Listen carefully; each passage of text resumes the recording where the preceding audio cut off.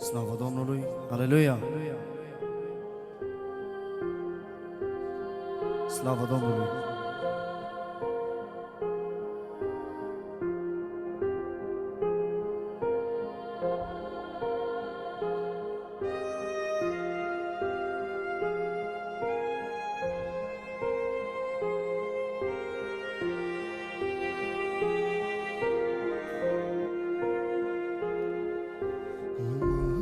Lăsa Iisus din mâna Ta.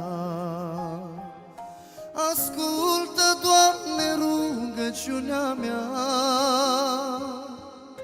Mi-e sufletul pustiu și vântul bate tot mai greu. Nu mă lăsa, Iisuse, Domnul meu.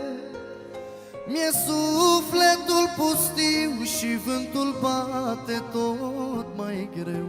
Nu mă lăsa, Iisuse, Domnul meu.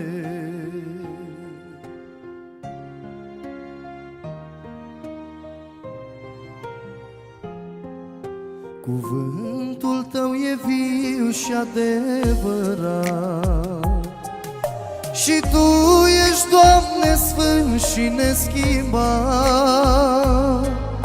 La glasul Tău și vântul și pustiul dau înapoi, și-n părtășie să-mi iar amândoi.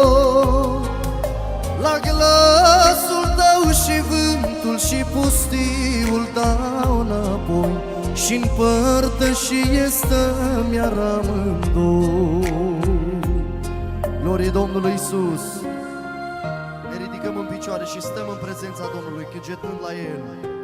Aș vrea să aleg ce Tu doresc să aleg, și viața mea cu Tine s-o petrec.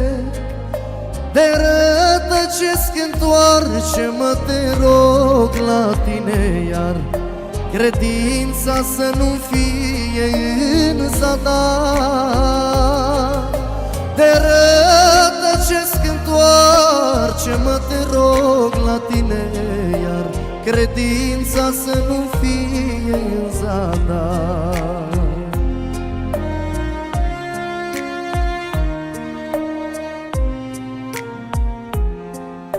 Aș vrea să fac ce Tu voie să fac. Aș vrea să tac când Tu doresc să tac. Aș vrea să-mi dai curaj prin Duhul Sfânt să pot lupta, și atunci când nimeni nu-i de partea mea. Aș vrea să-mi dai curaj prin Duhul Sfânt să pot lupta, și atunci când nimeni nu-i de partea mea. Slăvit să fie numele Tău, Doamne Sfinte!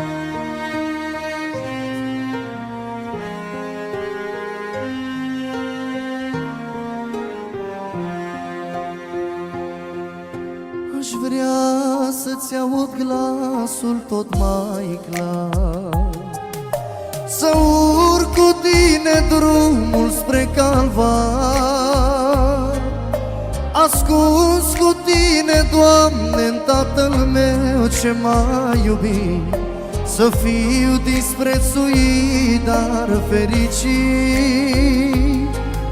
Ascuns cu Tine, Doamne, în Tatăl meu ce m-a iubit, să fiu disprețuit, dar fericit.